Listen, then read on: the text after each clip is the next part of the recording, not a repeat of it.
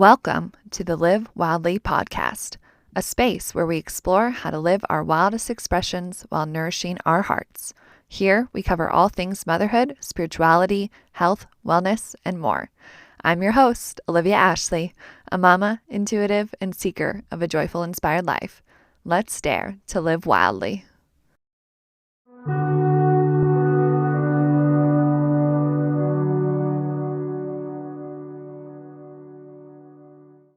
Hello, and welcome to the first true episode of the Live Wildly podcast. I'm Olivia Ashley, and today we're going to talk about my story. Who am I? Where did I come from? What my path has been. I think it's important for you to understand my intent behind this podcast, where I'm coming from, and what has led me to the space that I am today. If I had to reflect on my story and my experiences, I would describe it as being really a path of uncertainty, of not knowing who I am, where I'm going, why I'm here, what this life is about, just a lot of feeling lost. I, from a young age, really wasn't sure what life was. A lot of times I felt like I was dreaming, and it was easier for me to daydream and hide and be in another realm than it was to really show up and actually be fully here. I don't think I learned how to be in my body in a healthy way till I was much older. I definitely was as a child. I had a really idyllic childhood where I grew up in Minnesota. I was born in Minneapolis and grew up mainly in Duluth, Minnesota. So really cold. It's at the tip of Lake Superior. And we lived right across from this beautiful nature preserve called Hawks Ridge. And I remember looking up at the sky and watching these hawks circle and circle. And my dad cut this beautiful path through the forest on our land where we could play. We backed up to a golf course, so we would always go out and sled and cross-country ski because no one was going to tell us not to. And I just remember loving feeling cold but warm, getting to read, explore. We spent a lot of time in nature, truly, and getting to live right on that lake was just an incredible experience. And unfortunately, it wasn't very long lasting. We moved when I was 11, turning 12, to Colorado, and that was a really big transitional journey for me. I left behind all of my friends that I had known, and then my mom's side of the family was only a couple hours from us in Wisconsin. And so we spent a lot of weekends, a lot of summers, holidays out there. And once we moved to Colorado, all of that was gone. My friendships were pretty much gone, and I had to completely relearn everything. And what was the biggest shock was the difference in culture. Growing up in Duluth, it was really just about play, sports, being yourself. I really didn't even have an awareness around my body or comparison. You compared a little bit, especially when I was leaving. It was at the end of 6th grade when we moved. So you were starting to get to that place where girls were looking at boys and boys looking at girls.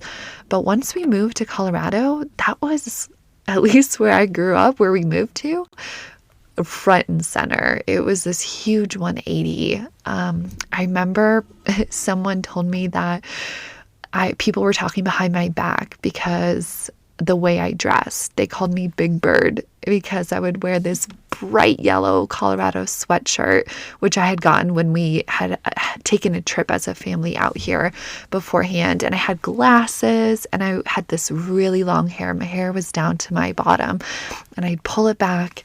And I mean, to me, I was just comfortable. That's what felt good. And I just was going to school. Like, why would I even try? So whoa, huge 180 there. And I remember telling my mom, like, I have to cut my hair. I'm getting made fun of. I remember getting a straightener. And this was the big time of Abercrombie and Fitch and Hollister. So, bought all the new clothes and just started to try to blend. I think that was the biggest key for me, because before moving to Colorado, I was pretty comfortable in myself. I was probably more tomboyish, and coming to Colorado, that was not really a thing. If you were a tomboy, you were weird. Something was not quite right with you of, oh, why aren't you paying attention to this? And why aren't you trying to look nice? So that was my introduction in a way to, oh, wow, this is a body. People look at your body. People are really hyper aware of how you dress and what you say and how you look. So that's where I think a lot of my body image issues began. My mom always had struggled with her body. So did my sister. And so I grew up with a lot of negative self-talk in the household. I am the second oldest of 6 children. I have 4 biological siblings and 2 adoptive siblings. Of course, they're all my siblings, but I say that because that is part of my journey too, is I grew up just having a family of 6 until I was believe senior in college. My parents adopted 2 young girls from China, which has been amazing. We'll get into that part of the story further on. But in my household, it was me, my older sister were the girls of the family, and then I had 2 younger brothers. And so my mom just always struggled with her weight, with eating, and just picked herself apart. And again, when I was young, I really didn't pay much attention. But once this hyperfixation of how other people were viewing my body and how other people were talking about my body, things really started to shift for me. I remember doing like fad diets with my mom, like when she would buy what are those shakes? You all know probably what I'm talking about. I can't think of what they're called, but just a shake and a bar, and that's all you have during the day, and you're going to lose weight, and calorie counting. And I would excessively exercise. I played sports from the time I was 4 and competitive from the time I was 8 to 18, doing sports every single season. There was no break. And that was partly because I did soccer, spring, summer, fall, and then I competitively skied, downhill ski raced in the winter times. And then there was camps and all the things that went on with that. So I also would make myself work out on top of all of that. And I did maintain skinny, right? I did maintain a semblance of quote unquote health, but I was not healthy inside. I really struggled with allergies, hives from when I was really young, stomach problems, tummy aches. I'm pretty sure I had IBS with all my symptoms. Definitely point me in that direction when I was in high school, and it was embarrassing. So I never told my doctor. I never told my parents. They only knew if it affected me going to a soccer game or I couldn't babysit or something. I had to ask for help was the only time I would allude to something not being right. And it was a hard period. I felt really ill, but I, again, only knew health in the sense of calorie counting and exercise. Those are the only ways that I knew. And how you fit in your clothes, right? That was what quote unquote health was. I did not understand at that time mental health, emotional health, spiritual health, all the things that I now come to understand. And so I really struggled through middle school and high school and college, young adulthood with this. This was something that went forward with me for a very long time. And so coming to Colorado also had its really beautiful opportunities.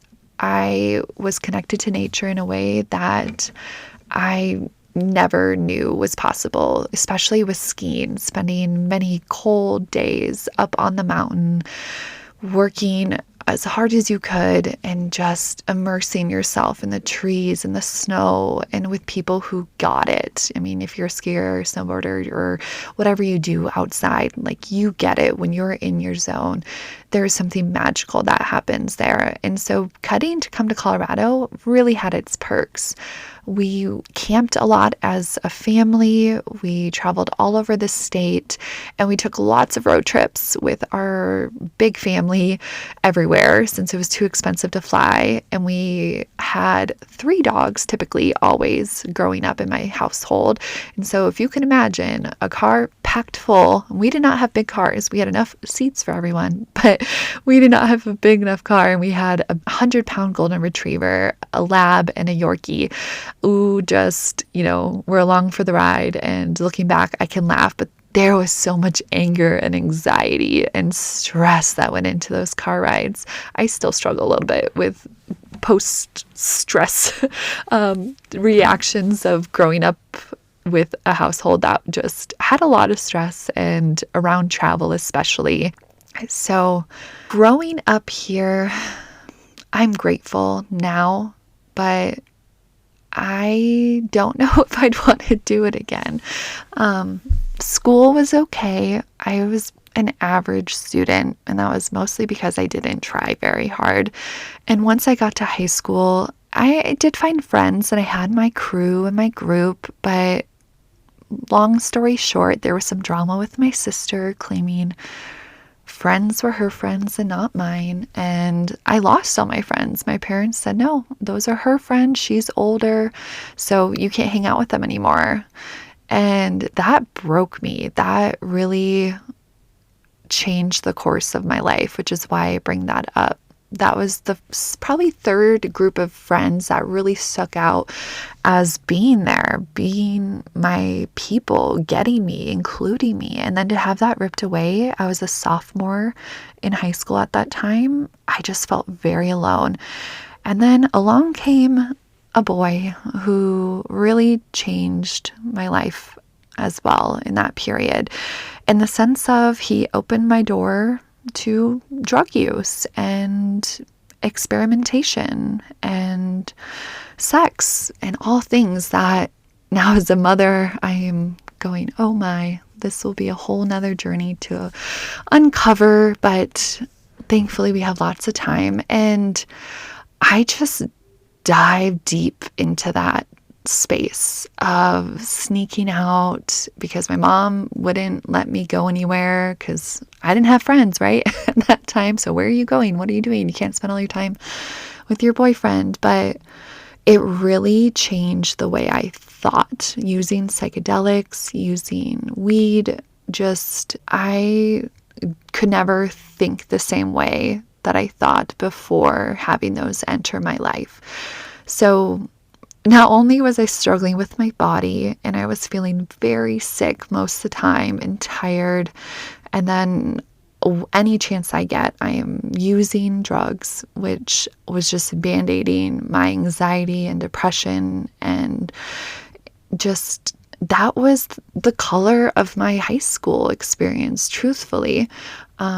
My parents made me go to a private Lutheran high school for my end of junior year and senior year.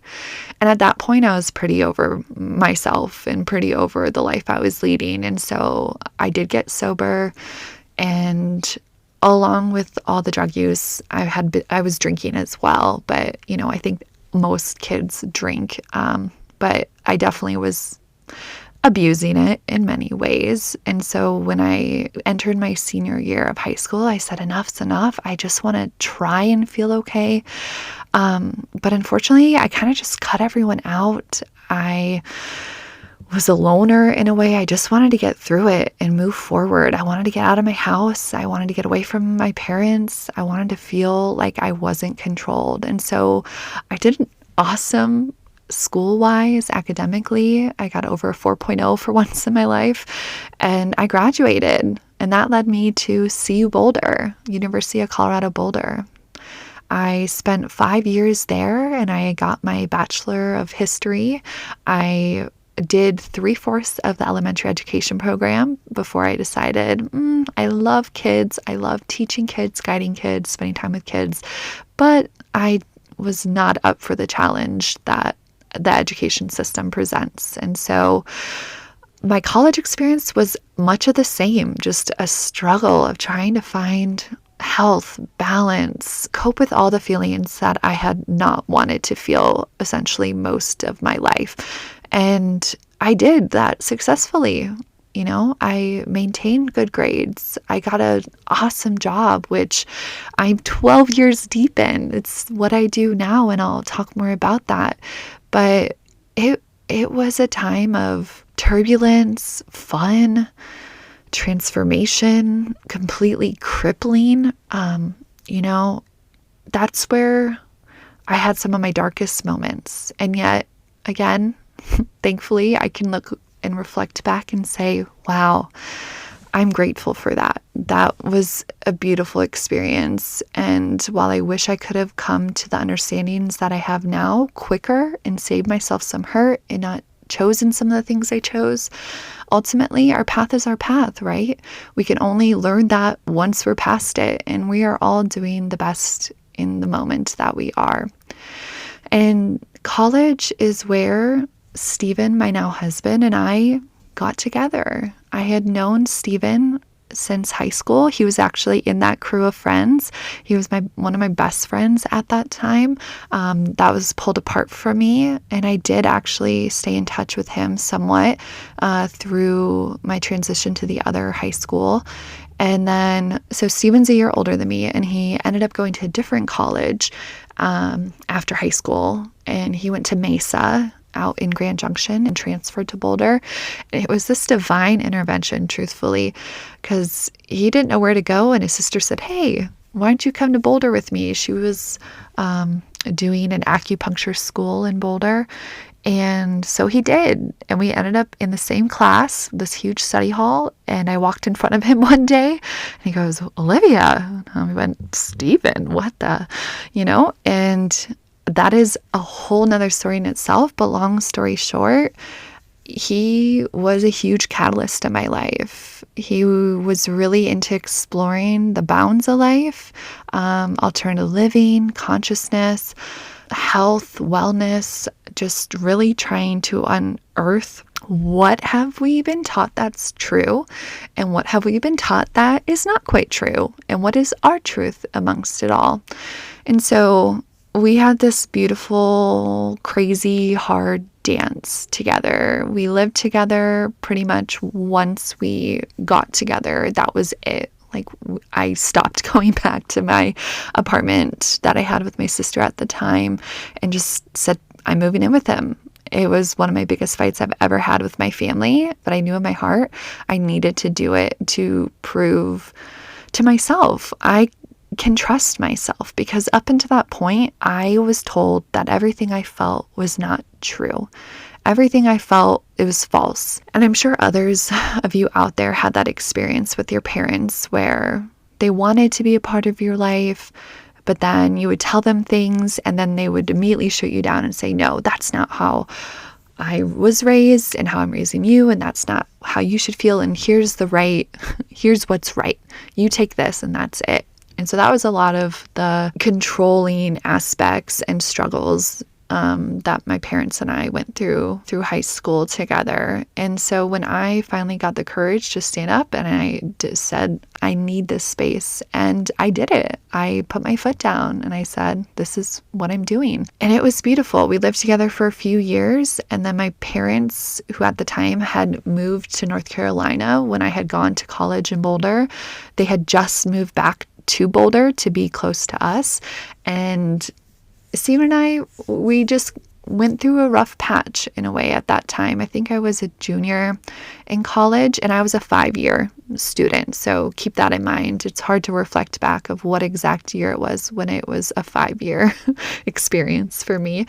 But I moved back in with them, and that was a whole new dynamic. It was really beautiful to get that experience and get to have your family close and to be able to leave and feel like, okay, I'm happy with Steven, but I still need some space. I still want to figure out who I am, because really from the time I had my first boyfriend, I was in constant relationships.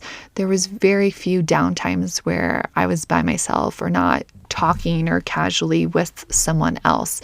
So I think at that time, as I reflect, it was just this need to feel free in a sense of, who am I? What am I? Can I even make my own decisions by myself? And him and I were still together. We were still seeing each other through that. But it changed. It changed the dynamic.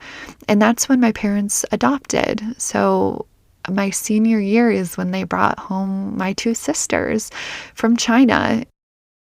I got to be there and watch them grow. I got to watch Lila take her first steps. My dad took this amazing video I still reflect on of her walking to me. And so it was a really cool experience being an adult, but then also seeing your parents raise kids again, and you getting to be a really older sibling to some really cute young kids. And so that's a whole nother story in itself.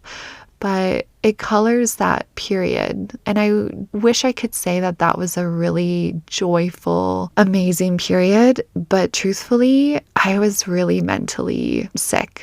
I was deeply struggling with my pain, with the darkness inside of me, the emotions of feeling unseen, unheard, of making just poor choices, struggling with relationships.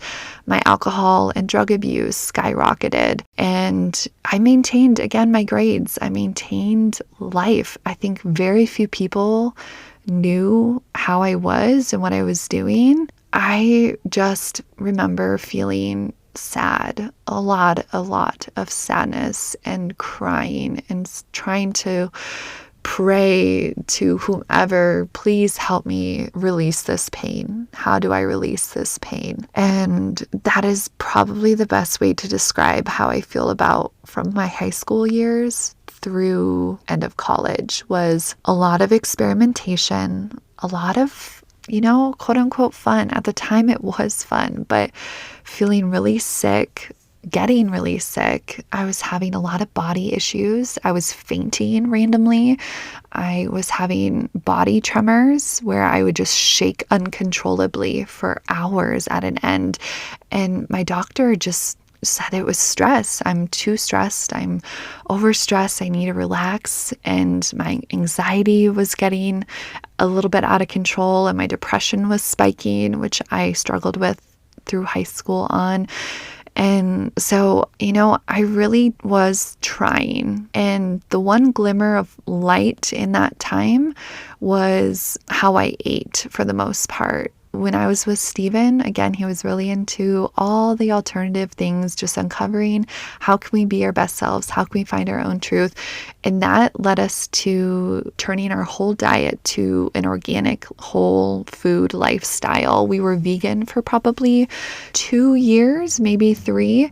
And then, introduced meat again. I'd say we were everything. We were vegan, vegetarian, paleo, like dairy-free, gluten-free, all the things. And I've really settled on this just intuitive way of living and eating organically. And so a lot of my physical body struggles, where tummy issues and headaches and the things that I was struggling with did resolve itself. That helped, but I did not have the balance. I did not know how to cope mentally and emotionally, and spirit was not a thing at that time. Overall, I was very much struggling. That is all I could really describe it as. I still was very unsure of my path. And while I graduated, I have a degree. I'm a history major, right? And I loved that. I really enjoyed writing. And yet I still felt so lost at that time. I mean, it just was this marker of, what is this path? Where am I supposed to be? Why am I even here? Nothing really made sense. I was always jealous of the kids who grew up and said, I want to be an airline pilot, and just went for it. I mean, like, things aligned and they chose that path. I was the kid who was just scared. I was scared to raise my hand. I was indecisive. I struggled with finding, what do I even feel? Well, what do you want? I did a lot of just, oh, well, they like that, so maybe I like that. Let's try that. That went through most of my life, and I still feel that at times. I'm getting more clear, but that was a big question mark. It was like I lived my day to day of just this big hands up in the air. What am I doing? Why am I here? Let me just choose something that I can somewhat digest and then move forward with it. I will say I was given a lot of opportunities and wonderful things happened in my life, even though I did feel very unsure. So I lived with my parents through the end of my college experience. And then I stayed in Boulder and I went right into a job for the university. And that's still currently my career path. I worked all through my undergrad there, and it was really amazing. It helped me get over a lot of fears. It helped me understand corporate culture, how to write an email, how to organize, be professional. It brought forward a lot of my gifts with seeing data patterns and a love for donor relations and just creating programs. That's a lot of what I do now in my day-to-day for work. I loved it then. I love it now. I loved the university and the experience and the people. It really was about the people for me and the roles that I was doing, because I had been there long enough that they created roles for me. They said, this is what you're really good at. Let's put you in this spot. And they trusted me. And so that summer after graduation was great for work, but that was probably one of my biggest rock bottoms in life, because in fear, I broke up with Steven and just spiraled. Can you say Tinder and alcohols, parties? I mean, I think I partied harder in that 3-month period of summer than I partied like most of my college experience. It was really wild, just wanting to have fun.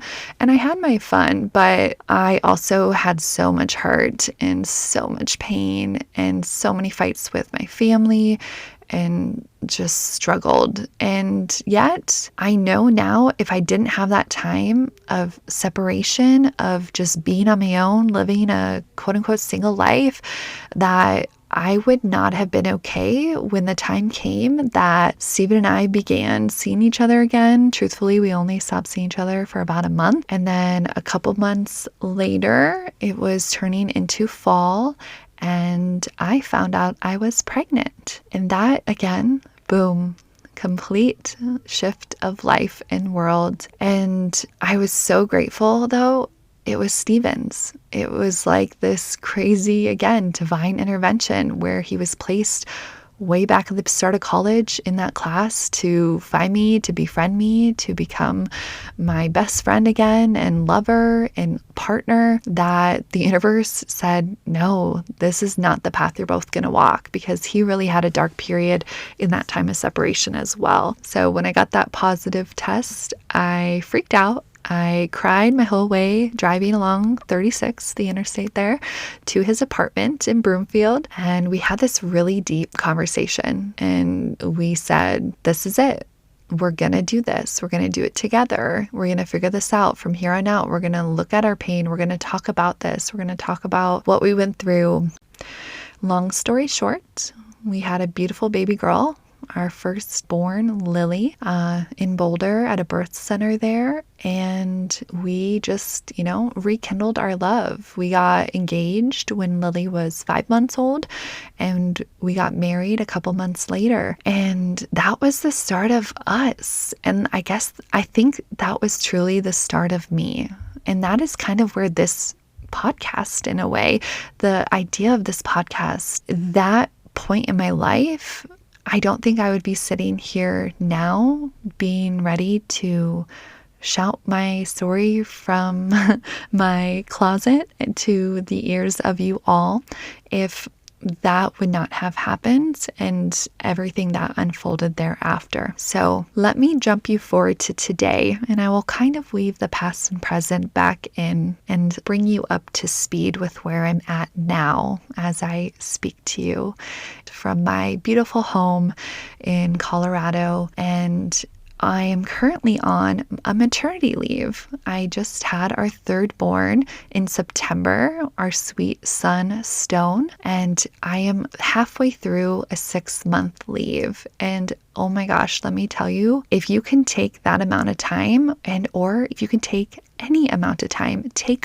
all of the time that you are offered. Do not hesitate. Just say yes. Financial things, everything, it's not easy. I'm only paid for half of this leave, but to me in the long run, it is more than worth it. So I'm at home right now raising my babies and loving my life because I just have a pace that is slow, that is all about the kids and me and our family. And it's winter as I record this episode, and it's just this beautiful unraveling of life. I truly feel settled and excited and moved. And I'm so excited to be here recording and sharing my heart and getting my act together in a sense of there's so much I want to explore with you all and in my life. And I think a podcast is the perfect platform for me to get to do that, to just become boundless and share from my deepest well and heart space of everything I've learned and what I want to keep learning and I want to share with you. Because as I sit here thinking of my third born, this little cute young baby, 3 months old, I just feel in bliss. And yet I can reflect back to holding Lily in my arms as a young 23-year-old going, whoa, what is this? This is a really wild life. Where are we going? What is happening, right? Just this whirlwind of emotions. And so between that time of having Lily and of having Stone, a lot happened. Where do I begin? Having babies were catalysts in my life. Having babies completely alter who you are. And if you are a mother or you want to be a mother, or even if you don't have kids, but you're around kids, I think we can all see that and know you are not the same person. We are not the same person when you give life or you bring a child into your space. Even animals, those change you. And so with every birth that I went through, it was like this huge rebirth of myself. It was a full transformation in the pregnancies and then leading up to probably 18 months to 2 years after. I'd say there's always that 2-year period where I am just in this new space. I want to learn something different. I want to do something different. And I can't say that this is what everyone experiences. And yet this was my experience. So after having Lily, I dove into my body, getting healthy, feeling strong.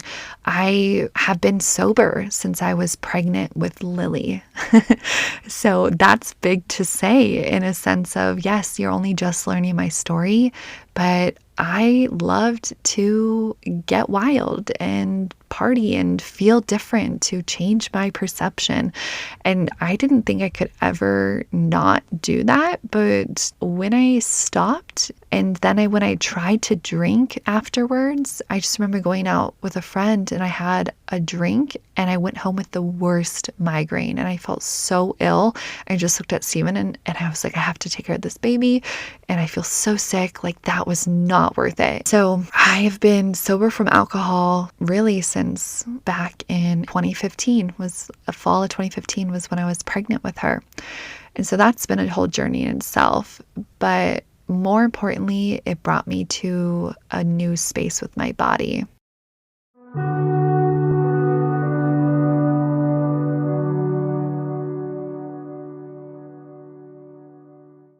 Birth truly let me reclaim my body. It healed a lot of my body image issues because it had just done the most miraculous thing, creating and birthing a human. And I was simply in awe with myself.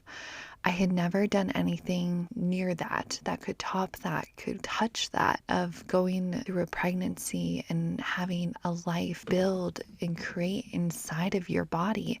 And then the experience of going through labor and birth in those first few months of nourishing this baby and taking care of this baby. I mean, it is the most selfless act any of us could really ever do, is take care of another person, another being. And so with that, it just brought this whole new perspective into my life around my body.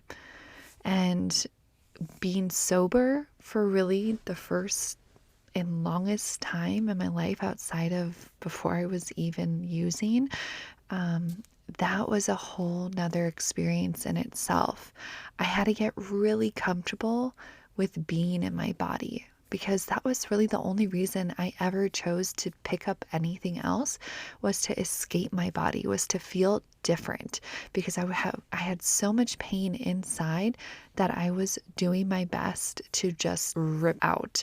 I could not get it out. I didn't know how to feel it. I didn't know how to process it. I didn't have anyone to talk to about it. I was embarrassed to talk to anyone. And also, I grew up in a household that really didn't share emotions, didn't share love in a way that was physical, that was interactive, that made you feel safe. And I love my parents. I love my family.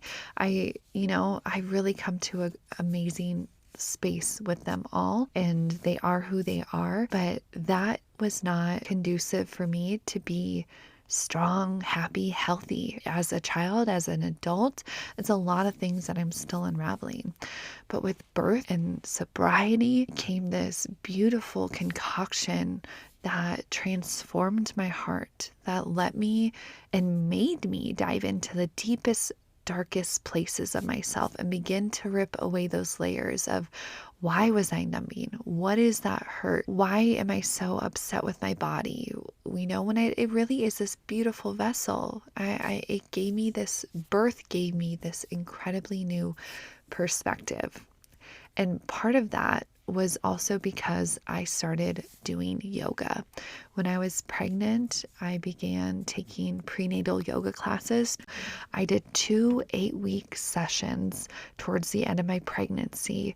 And that was game-changing, life-changing. I think that changed the birth that I had. It just let me be in community where we were all going through this same thing. And I was a young, bright-eyed, naive 23-year-old. I had no idea what was happening. I had just gotten back into the relationship I was in, and I was definitely the youngest of those classes at that time, taking those. And so I felt really held and seen and not judged. I felt respected that I too, no matter my circumstances and who I was going through this journey of motherhood. And that just levels, right? That just, not that it should need to. I mean, we should all respect each other no matter what. But when you are housing and creating this beautiful being inside of you, there's a reverence and a respect that just comes with it. And I had some incredible teachers that just held space and were truly supportive and respectful. And that grew my heart. And I felt so called and so amazing. And when I say called, I felt so called to be a better human. I felt so called to be a better partner, a better sister, a better daughter, a better mother. I was figuring all of that out. And yoga allowed me to heal my physical body, truthfully. Remember, I came from a past of competitive sports and injury, and being told when I believe I was 16, 17 years old, going to physical therapy in high school, that if I continued playing sports the way I was, I would need a knee replacement around the time I was 23 to 25, because I was deteriorating my knees and the muscles so quickly with all the impact sports, because I was running, I was skiing, everything was going on to my knees and my hips. I mean, I had stretch marks at the time of like 11, 12 on my thighs that the doctor said, oh, well, your muscles grew much faster than your skin because you're doing so much, like you're so athletic. And so, I still have those. I lived a way of life that was not congruent with my body system, with my body and energy. And I love sports, don't get me wrong. I foresee us skiing, I foresee us playing soccer, doing that again. But in this time of my life and at that time of my life, I needed rest and low impact and something that would let me feel strong, but also let me relearn my body. And that's what yoga did. It was a beautiful experience, and it helped me get aligned and open and flexible and strong and mentally prepared. And it was the first time I felt I understood what being spiritual was. That was a word I had heard, but I really didn't understand. It was the first time I've had that experience of listening to my heart, of reawakening my intuition. So that came with both my pregnancy and yoga. So with my first pregnancy and birth and postpartum, yoga in my body was the big healing front and center. When I was 18 months postpartum, I did my yoga certification, my 200-hour learning classical hatha and vinyasa yoga, and that was just truly amazing and transformative. And I use those practices every day still in my life that I learned. So with Lily's birth came yoga, and then also came this first really big value that I knew since I was a little girl, but was really front and center when I had Lily, and that was family. That was me and Steven deciding how we were going to raise our children and what our values were. And at that time, it became very apparent as I was facing returning work from my 12-week maternity leave that I could not send our baby to daycare. I could not send her to anyone else, a nanny. I mean, we looked all over, but we were young. We were fresh out of college. We were just barely getting by. At that time, we were living with my parents. We had moved in with my parents after having Lily. Yay, parents. Thank you. I mean, I'm so grateful for having extended family, and family that, even though we didn't get super along with, opened their doors and said, we are here to support you 100%, no matter what, no matter what. And so Stephen and I think a week before I was set to return to work full time, decided that he was going to stay home and raise Lily.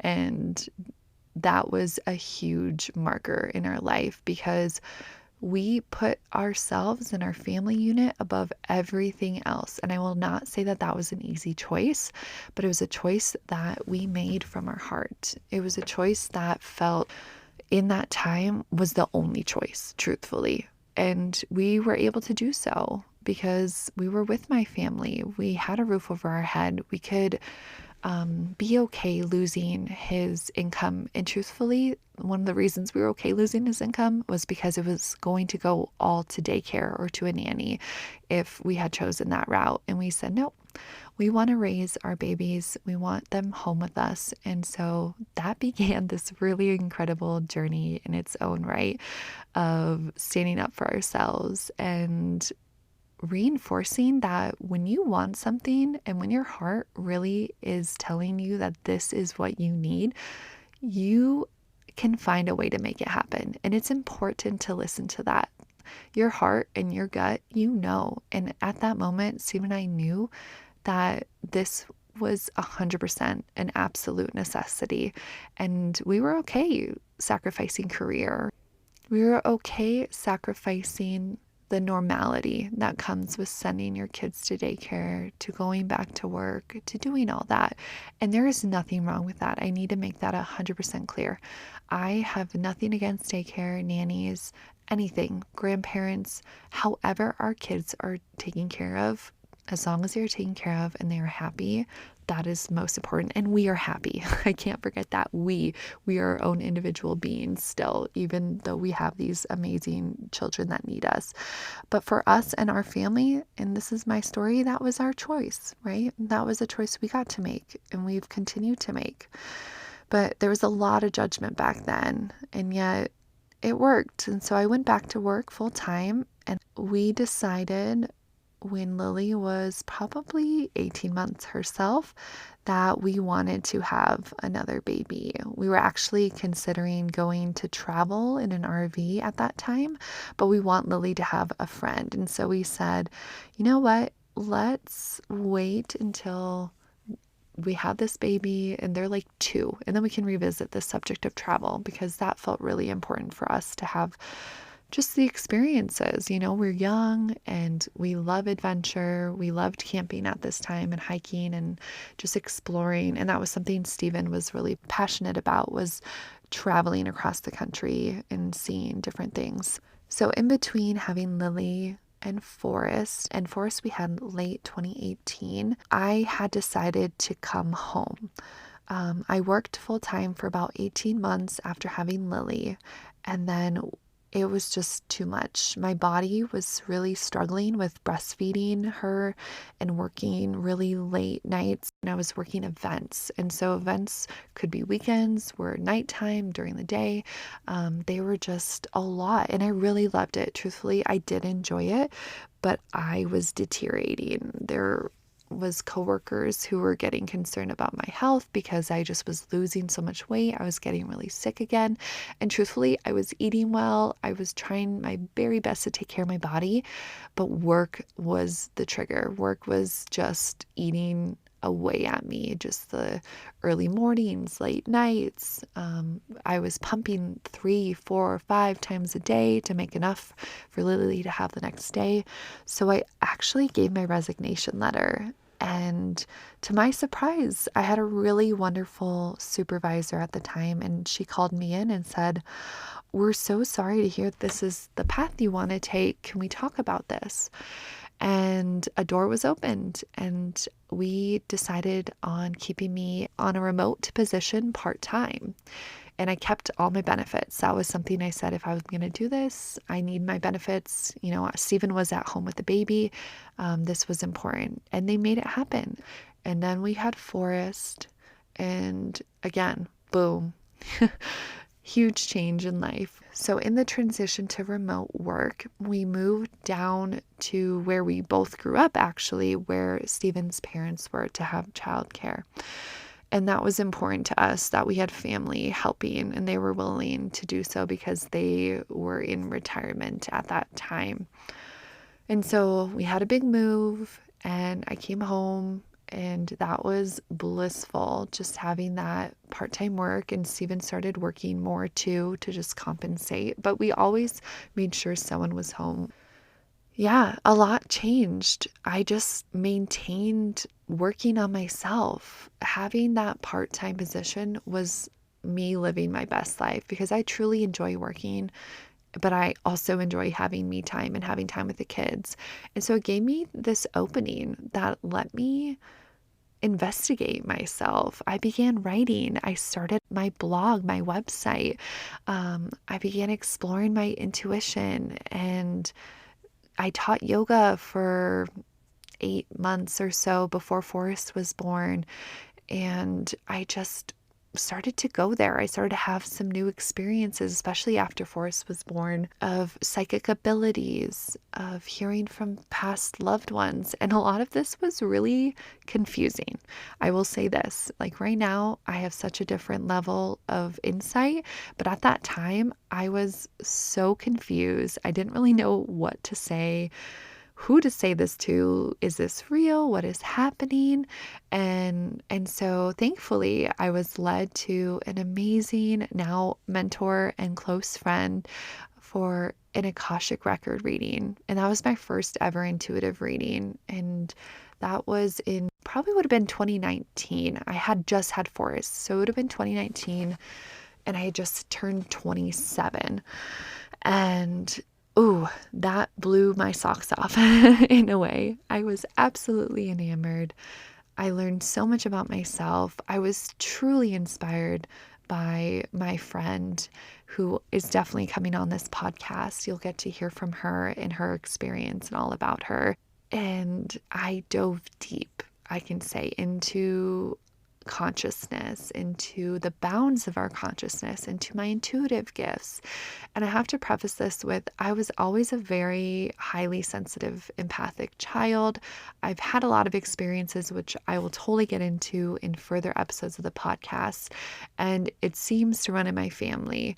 My grandmother on my dad's side was a psychic medium. And then my father could see ghosts and was really into all things supernatural, but came from a more fearful standpoint. And that's what I grew up around. I had a lot of negativity. I was a very negative, angry child and teenager, especially, and scared of the dark, slept with a nightlight. I mean, list goes on and on of my experiences with this. But this was the first time in my life that I, one, started trusting my inner voice, and two, started receiving downloads, channelings, information, connections to, again, past loved ones and my highest self. And if you're not in this realm, this can be all new to you and confusing, but I promise I will bring you up to speed. That is part of this podcast. I want to help you also awaken your heart, so trust your inner voice. However this looks for you, I'm not going to say you want to touch all the places that I have touched. We are all on our own paths and we have to honor that. But it is something that has deeply resonated and shifted my life in some beautiful ways. And so after Forest was just this deep inner journey, again, of just, who am I? What am I? What do I want? What am I being called to do? And a lot of this came down to trust because, again, I was half working, half mothering, right? Full-time mothering, but you know what I mean. And just living. I mean, this was a period of pay our bills, have some adventure, enjoy our lives. And it came back up when Forrest was probably a year old that we really wanted to travel. So we were coming up to 2020 and we wanted to make this happen. We wanted to travel full time as a family for however long that would allow us to. And so we sold our car, one of our cars. We bought a truck on February 22nd, 2020. And then, you all know how this story goes, right? COVID hits, everything changes, and all our plans got put on hold. It went to just survive, just make my kids' day as normal as possible, just watch what the world is doing, what's unraveling, what is, safe, what are we comfortable with. And ultimately, we did end up deciding that after probably 6 months, we wanted to continue forward with this idea and with traveling. So in November of 2020, we bought a camper, an RV, a used RV, and Steven started to renovate it. And it was hard. It was a hard period because we gave up our apartment to save money. We moved in with his family, which, I love them, but we butt heads sometimes, and yet, yay, thank you. I will always be grateful. And so we lived with them until March of 2021. And then we set off on this epic adventure of traveling. And we traveled for 6 months straight. We hit 10 states. We focused on national parks, and it was awesome. It was so cool, and is something that we will talk plentifully about on this podcast because it was very, again, I think the word transformative has been used way too many times, but that has kind of been my life. It's just, can we trust these inner callings? Can we trust where we're being led and pulled? And are we brave enough to make it happen? And that is a lot of what these births, what my life has been about, is once I really started to trust these inner voices, trust my inner wants and knowings, even though I can't see where this is taking me. And it's not going to bring me money, right? It's not always going to bring me something in exchange, but what it is going to bring is this sense of joy and peace in my soul and in my life. And so travel was one of those pieces that showed me and Steven that if there's something we really want, we can get it. We did it. That was something we thought about for many years. We talked about that in college of how cool would that be, yada, yada. Oh, it'll never happen, right? Like just those like pipe dreams, but we did it. It's done. We had an amazing time. And so we still have our RV. Obviously, we have come home. We are in a home now, and there's a lot that happened in this last year that made that be so, that had us stop and transition out. So between returning home from our travels and now was probably one of the hardest years of my life, which is why it's hard to talk about sometimes. It's hard to want to share that because it was heavy. It was full of suffering and yet also beauty. And so in August 2021, we returned to Colorado. We drove up onto my parents' land. They live up northern Colorado. Steven's parents are more southern. And we came back because I needed to check in with my work with this new position. Everyone was starting to come out of the remote work. Even though I'm full-time remote, it was still important. It was a brand new team that I was hired onto when it was in the midst of COVID and everything. And so no one had even been together. That was the very first month everyone came back to campus and started to work on campus and work in person again. And so we stopped and we did that. And it was great. And we were like, okay, well, let's spend like a month here and then we'll get going back out on the road. And then we had a positive pregnancy test. And we were not trying at this time, And so it was quite a shock. And we were actually, I'd say, going through a rough patch. Every marriage has its ups and downs. And we had certainly just come up from a very high, but we were going through some stuff. And so getting that pregnancy test was kind of this sign from the universe of, holy moly, no, this is like, we're still us. We are here to keep pushing. We love each other. Let's do this, right? Let's figure this out. And I just had this really big calling and feeling that I needed to root. I wanted to not travel and maybe travel for a little bit while I was pregnant, but then be here. I wanted to have the baby here in Colorado. I wanted to be around family. But it was very high stress, I would say, reflecting back. There was a lot going on emotionally and just confusion, overall confused. We had this beautiful trip, and during this trip, I started my certification to become a Reiki master, which I now am, which was, again, hugely incredible, and I will talk more about that. So that was peeling away layers of me and opening up emotional things and energetic understandings for me. And so then to be pregnant and then just feel like we had no roots. Travel would be tricky. We didn't have a home. We have one income. How are we even going to get a home? There was a lot of unknowns. And so it was just, it was like a month, 2 months of just weathering this beautiful storm of unknown. But then we lost the baby. I miscarried at 9.5 weeks. And that was a hard period. That was really, really challenging and confusing and sad. And I'm grateful that we were with my family because they were a huge support system. They watched our kids when we had to go to the emergency room multiple times. And it was just hard. That was hard. And so we could have then gone out and decided to travel, but we had made up our minds that there was a soul that wanted to come through and we wanted to have a baby. And so I miscarried in October, and in November, we were under contract for a house. We very quickly figured it out. We very quickly got approved for much more than we expected and dialed in on where we wanted to be in the state, and we went for it. That was a really beautiful thing. It's a new build, so we did have to wait at that time. It wasn't going to be built until March. And so that was hard. Again, we were having to live with family and navigate that. But along with that, while we waited, my dad started having some really weird symptoms, not feeling well.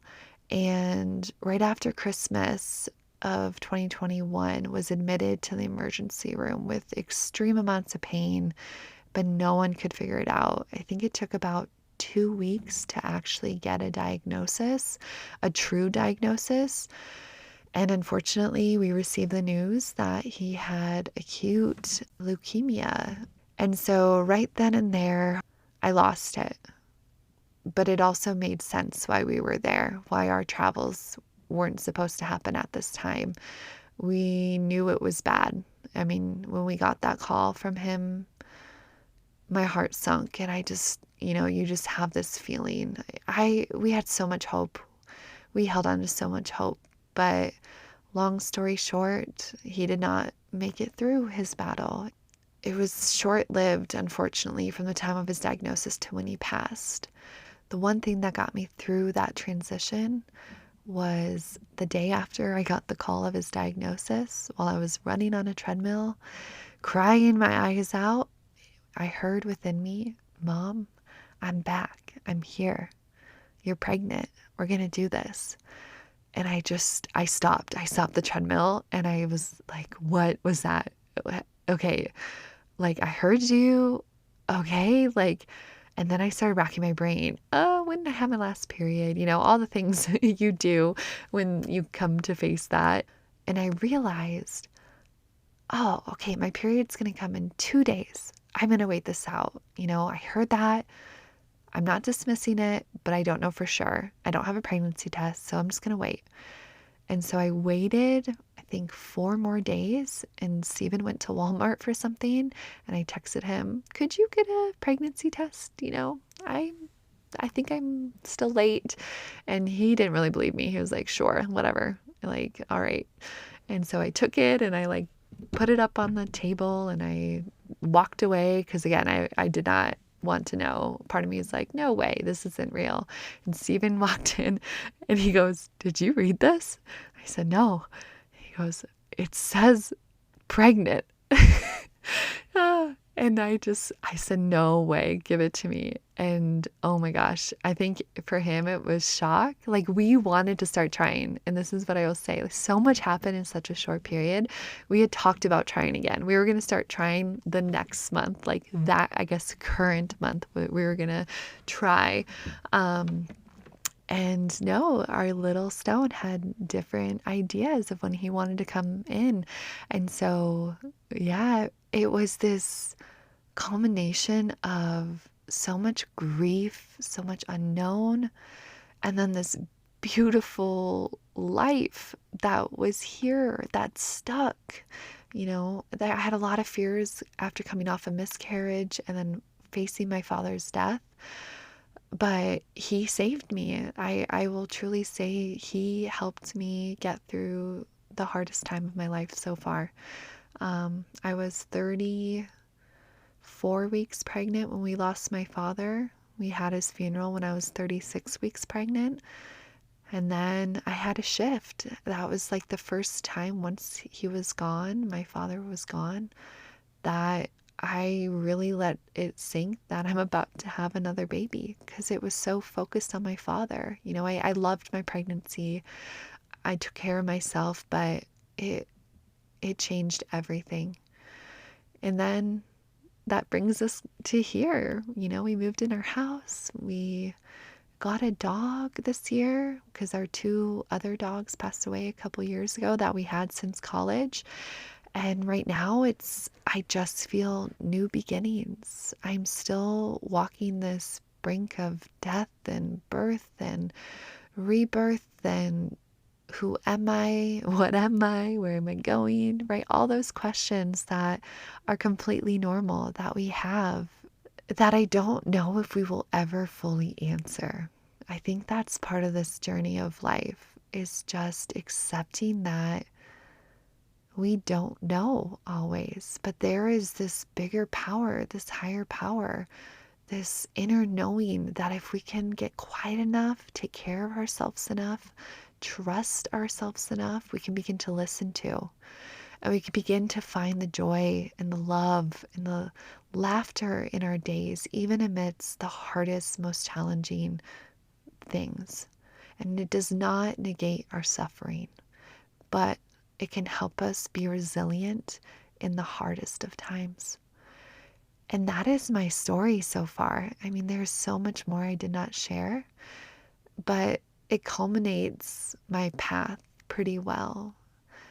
It was highlighted by a lot of pain, by a lot of confusion, a lot of escapism, hurt, self-hurt. And then it transitioned. And that was my daughter. My beautiful daughter came because she helped me find myself again. She helped me say, Mom, you're worthy. You're worthy of anything and everything you want.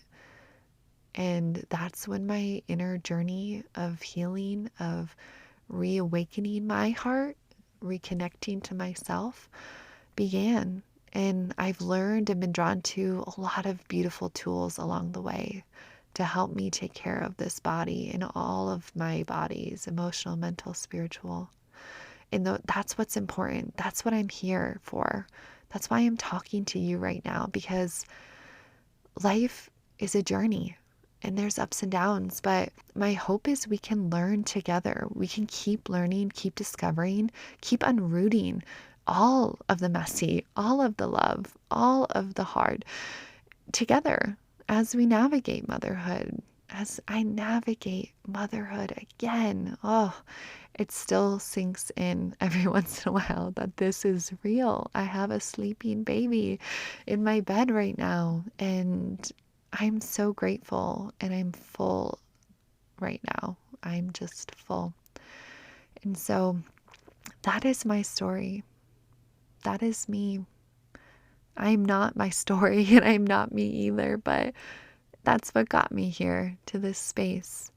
And that is what motivates me to open my heart and to bring other hearts onto this podcast to help you hear their stories and hear their journeys and hear their lessons and learnings and wisdom to tell. And I'm here to just be a guide, truthfully, to open my heart, to open your heart, hopefully, and be the container for this together. So with that, I just want to say thank you. Thank you for listening. Thank you for being here. I hope you continue to listen and show up for me, for yourself, for your life. If you want to hear more from me or learn more about me, you can find me on Instagram at Live Wildly Podcast or at Wildly Olivia. Those are my two handles. And I also have my website, www.olivia-ashley.com. I'll have all the links in the show notes, and so you can check me out there. Until then, I hope you have a wonderful day and a wonderful life, and I'm wishing you all the best.